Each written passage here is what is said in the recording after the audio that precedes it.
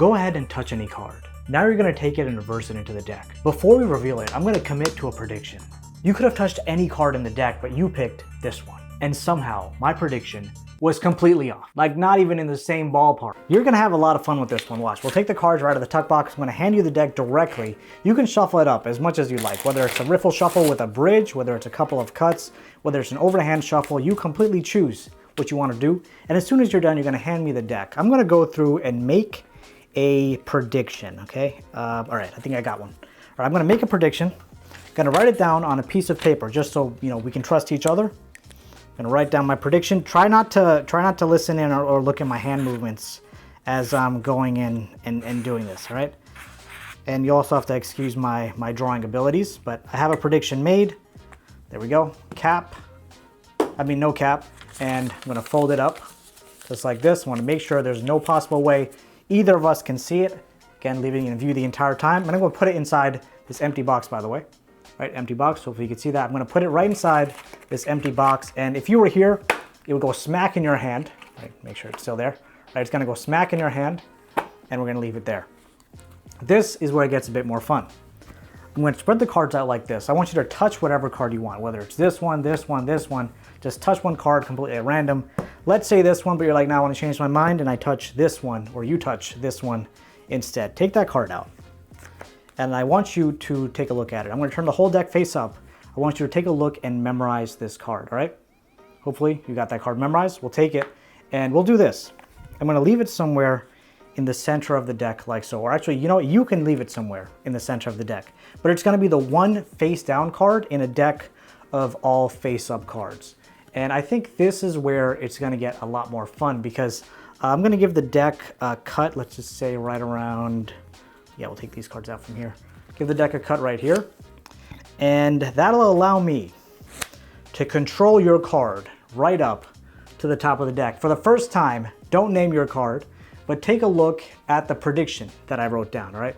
So let's say you're taking out the prediction, but in the meantime, let me show you the card that I predicted was the 2 of spades. What was my prediction again? Can you just take a look what my prediction was, right?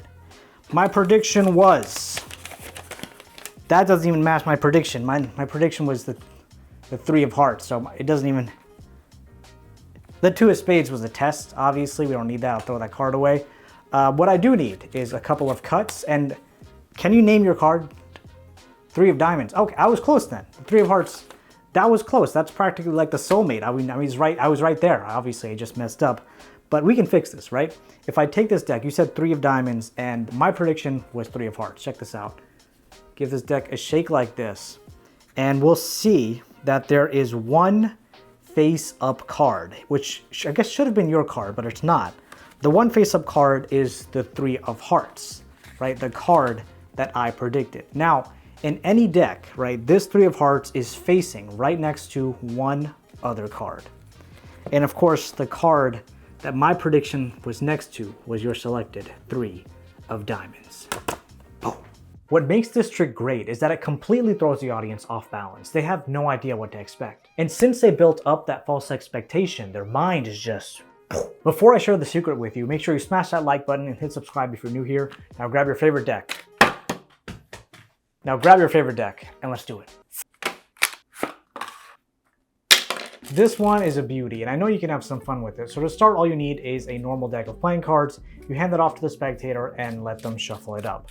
Now, I want to let you know this does require a little bit of practice. To be honest, I've only ever performed this trick once, and the handling is a bit awkward if you don't put in enough practice.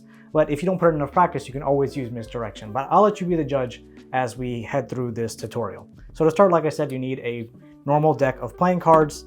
You need some kind of writing utensil and a piece of paper, or however you want to honestly perform this. As long as you can get a prediction written down, you're good to go. So first thing, once the deck has been shuffled up, the deck is going to be handed off to you. What you do is you say, I'm going to make a prediction. And as you're making a prediction, you go through the entire deck, and you're not just going to go to the location you need to. You're just going to go through the entire deck and think through, okay, yeah, I'm making a prediction, whatever, and look and memorize the top card of the deck. Now, I wrote a prediction of 10 of diamonds, so I'm just going to say 10 of diamonds is the top card of the deck. So probably figured out by now, whatever card is on top of the deck, in this case the 10 of diamonds, That's the prediction you're gonna write down on your blank piece of paper. You wanna make sure no one sees the prediction you're writing down, otherwise it kind of ruins the whole fun of the reveals at the end. So you write down your prediction, which is the top card of the deck. So shuffled up, you get the deck back, go through, say I'm thinking I'm gonna make a prediction, look and memorize the top card, go ahead, make your prediction, write it down in secret. And I like to actually fold it up and put it inside of the tuck box or hand it over to the spectator. Just make sure in any possible way that it is as fair as possible and you can't get your hands on it no matter how much you try, because that's gonna be a major selling point of the impossibility of the effect. Now, the only thing that's happened really is you've made a prediction and you looked at the top card of the deck. And all that was very, very fair. From here, you ask the spectator to go ahead and touch whatever card they want. You can be going through like this, you can be dribbling like this, and you have them stick their finger in. Just make it fun and engaging, because what's the point if it's not fun? So let's say they pick out this card here. It is the King of Hearts. Of course, you don't know what the card is. They take a look and memorize that card. You turn the deck face up. Now you tell them they can put the card wherever they want into the center of the deck, and they put the card in face down in the center of the deck. You want to make sure that's key. Show them it is actually going in the center. You want to do it this way. Show them it's going face down in the center. So it's the only card that's going to be facing the opposite direction. And now here's part of the secret. When you push it in, you want to push it in such a way that you can get a pinky break right underneath this selected card. So the way that I like to push it in is I come to the top left-hand corner here and I push in with my ring finger. And as I'm pushing down, I'm mainly applying pressure to this corner. As I'm pushing down, you'll see the card starts coming out of this side of the deck near my pinky. So I push in like this. Sorry, it's a bit difficult to see because the camera zoom. Let me see if I can fix that. So I'm pushing in here and it's coming out this side like this. I've removed my pinky once it's down far enough, and then I put my pinky underneath and push up on that card. I'll make it a bit more obvious, which you're not gonna make it this obvious when you're actually doing it, but I'm gonna put it in this much, and so you can see that card there. You push up with your pinky as you square everything else up, and this way you now have a break right below their selected card. Right, so there you have it. One more time, let's just do that up to speed. They have their card, they push it in anywhere they want, then you push it in the rest of the way, and you grab a pinky break right underneath their selected card. Now, this is the move that I found to be a little bit awkward. What you want to do is make this look like a normal cut. But what you're actually doing is you're taking everything below the break, you're shifting it to the right, then you're taking the card on the bottom, which is your memorized card, in our case, the 10 of diamonds, and we're pushing that over so that it lines up with the top half of the deck. And then you take this bottom packet here and cut it up to the top of the deck while making it seem like it's just a normal cut. So what it should look like is, let me move these cards out. What it should look like is that you're doing an undercut, right? So you're just doing an undercut like this. That's what it should look like. So I don't think I've gotten to that level of practice yet. If you feel like you're not there, you can definitely just use misdirection as you're cutting the cards. I also tried to think about maybe possibly experimenting with the halo cut, but that's a bit more difficult to do since the break is, here versus up here. And by the way, if you don't know what the halo cut is, fantastic move. I'll put a link on the screen on how you can do it. But practically it does the same thing. So let's say we have the ace of spades here, and if you want to give the deck a cut like this, it should seem like ace of spades is somewhere in the center, but in actuality, it's on top of the deck. So halo cut, really good move. Complete tangent there. But back to where you were, you push that card in, you grab a pinky break right underneath it, then you pull out the packet underneath the pinky break out to the left a little bit, and then you push forward the card that's technically on top of the deck or on the bottom of the deck with the cards being face up, which is your prediction card, and you pull this out and you bring it to the top of the deck. What this really just did is it moved the card that you predicted right next to your spectator's selected card, right? So you do that and then you turn the deck over. And now this is where you have a lot of freedom, because now you're gonna have to do what's known as a triple lift, which is a double lift, but with 3 cards. Now, the multiple ways you can do this, I like doing a pinky count, 1, 2, 3, easy enough for me, and then I do a triple lift like that. If you're not comfortable doing that, you can always count with your fingers while you're talking, while you're going through patterns as for misdirection, and then you lift this over, right?